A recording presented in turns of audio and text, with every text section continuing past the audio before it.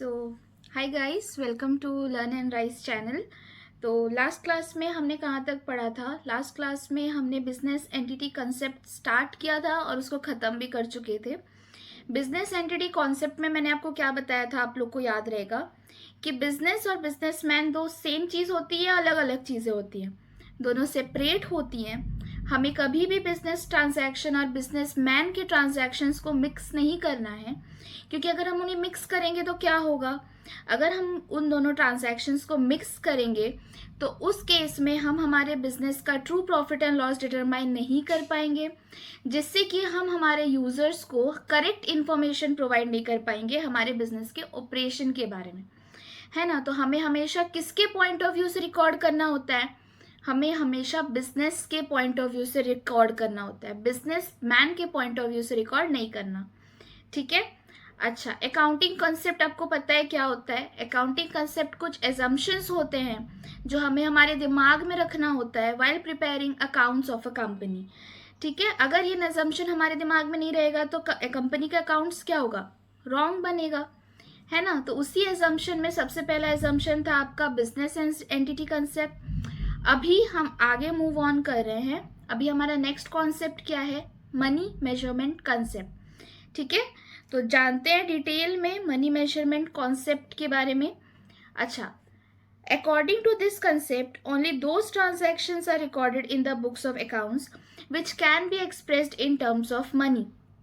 तो money measurement concept क्या बोलता है कि हम सिर्फ वही ट्रांजैक्शंस को बुक्स ऑफ अकाउंट्स में रिकॉर्ड करेंगे जो कि मॉनेटरी फॉर्म में एक्सप्रेस किया जा सकता है, जिसका कि मॉनेटरी वैल्यू होता है, विच can be expressed in terms of money. And those transactions which cannot be expressed in terms of money are not recorded in the books of account। और हर वो ट्रांजैक्शन जिसको आप मॉनेटरी फॉर्म में express नहीं कर सकते वो हम बुक्स ऑफ अकाउंट में रिकॉर्ड नहीं करेंगे। ठीक है। Example, honesty of workers. अच्छा, आपको पता है हर एक बिजनेस के लिए उसके वर्कर्स कितने इंपॉर्टेंट होते हैं। अगर हमारे कंपनी के वर्कर्स अच्छे से काम नहीं कर रहे, अपने काम को लेकर ऑनेस्ट नहीं है, ऑनेस्टी से काम नहीं कर रहे, तो क्या आपका बिजनेस ग्रो करेगा? ग्रोथ तो दूर का बात है, आपका बिजनेस सस्टेन भी नहीं करेगा, टिक नहीं पाएगा मार्केट में, है ना। तो ये बहुत इंपॉर्टेंट होता है हमारी कंपनी के लिए कि हमारे वर्कर्स हमारे लिए ऑनेस्ट हों। पर क्या आप इसको बुक्स ऑफ अकाउंट में रिकॉर्ड कर सकते हो? No, you can not record it in books of accounts. क्यों? क्योंकि ऑनेस्टी ऑफ वर्कर मेजर थोड़ी होता है, ये तो क्वालिटी है। आप कितने ऑनेस्ट हो ये आपका क्वालिटी है। कोई मॉनेटरी फॉर्म में बता सकता है कि आप कितने ऑनेस्ट हो? नहीं। तो क्योंकि अगर ये मॉनेटरी फॉर्म में एक्सप्रेस नहीं हो सकता, इसलिए हम इसको बुक्स ऑफ अकाउंट्स में रिकॉर्ड नहीं करेंगे। ठीक है। Second one is quality of service provided to the customer. अच्छा, अगर आप अपने कस्टमर को अच्छी क्वालिटी ऑफ सर्विस नहीं प्रोवाइड कर रहे हो तो कस्टमर मुड़ के आपके पास आएगा क्या? नहीं आएगा। मार्केट में 1000 कॉम्पिटिटर्स हैं, आपका कस्टमर किसी और के पास शिफ्ट हो जाएगा अगर आपका क्वालिटी ऑफ सर्विस अच्छा नहीं है तो, है ना। तो हमें इस चीज़ का भी प्रॉपर ध्यान रखना है कि हम जो क्वालिटी ऑफ सर्विस प्रोवाइड कर रहे हैं हमारे कस्टमर को वो प्रॉपर हो। लेकिन क्या आप इसको बुक्स ऑफ रिकॉर्ड अकाउंट्स में रिकॉर्ड कर सकते हो? आप लिख सकते हो क्या कि आज मैंने 50,000 क्वालिटी ऑफ सर्विस प्रोवाइड की अपने कस्टमर को? नहीं, हम नहीं लिख सकते ना। इसीलिए हम इन सबको भी रिकॉर्ड नहीं करेंगे बुक्स ऑफ अकाउंट्स में। ठीक है। तो मनी मेजरमेंट कंसेप्ट क्रक्स में आपको बता रही हूँ क्या बोलता है। मनी मेजरमेंट कंसेप्ट बोलता है कि only those transactions which can be recorded which are recorded in the books of accounts which can be expressed in terms of money।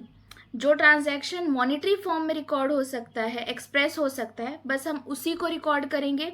और जो वैल्यू, क्वालिटी और ऑनेस्टी और टाइमली नेचर इन सब में है उसको हम बुक्स ऑफ अकाउंट्स में रिकॉर्ड नहीं करेंगे। ठीक है, क्योंकि हम कर ही नहीं सकते, वो मॉनेटरी फॉर्म में एक्सप्रेस नहीं हो सकता।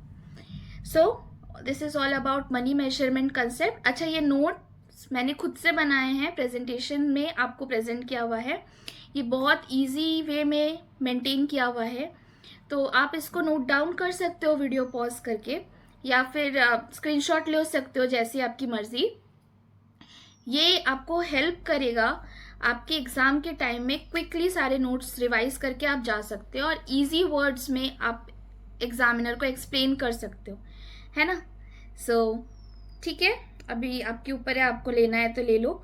Second one is going concern concept, sorry third one is going concern concept.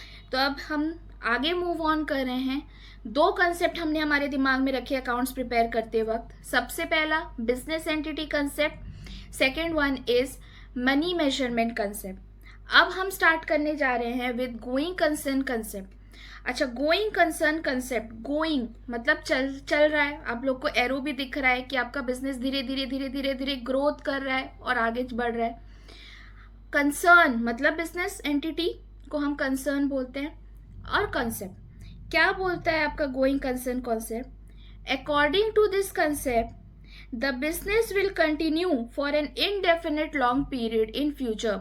ये कंसेप्ट क्या बोलता है कि आपका बिजनेस जो है वो कंटिन्यू करेगा for an indefinite long period. कोई डेफिनेट पीरियड नहीं, आप नहीं बोल सकते कि मेरा बिजनेस 2 साल तक के लिए मैं खोल रहा हूँ या मेरा बिजनेस मैं 3 साल के लिए खोल रही हूँ, ऐसा नहीं है।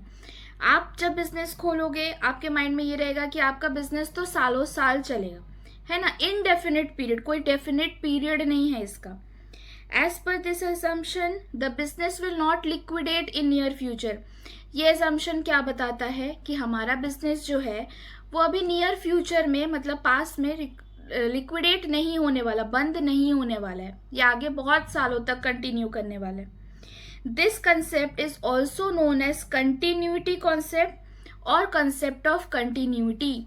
तो ये कॉन्सेप्ट ये आपको दूसरे नाम से भी बोल सकते हैं एग्जाम में कि explain the concept of continuity या व्हाट इज कंटिन्यूटी कॉन्सेप्ट। आपको उसमें भी गोइंग कंसर्न कंसेप्ट ही लिख के आना है, जो अभी आप पढ़ रहे हो ना वही लिख के आना है। At the time of recording transaction in the books of account the accountant must keep this assumption in mind, then he will record the transaction. तो जब वो ट्रांजैक्शन रिकॉर्ड कर रहा है तो अकाउंटेंट के दिमाग में गोइंग कंसर्न एजम्पशन होना ही चाहिए। वो ये नहीं सोचेगा कि मैं आज के लिए बना रहा हूँ, कल मैं अपना बिजनेस बंद कर दूंगा, नहीं। उसके दिमाग में हमेशा ये होना चाहिए कि ये बिजनेस जो है ये इनडेफिनेट लॉन्ग पीरियड के लिए है, ये बहुत सालों साल तक चलेगा। इसलिए आप जब आगे अभी पढ़ोगे, प्रोविजंस बनाते हैं हम, क्यों बनाते हैं, किस लिए बनाते हैं, गोइंग कंसर्न कंसेप्ट के बेसिस पे ही बनाते हैं, ठीक है।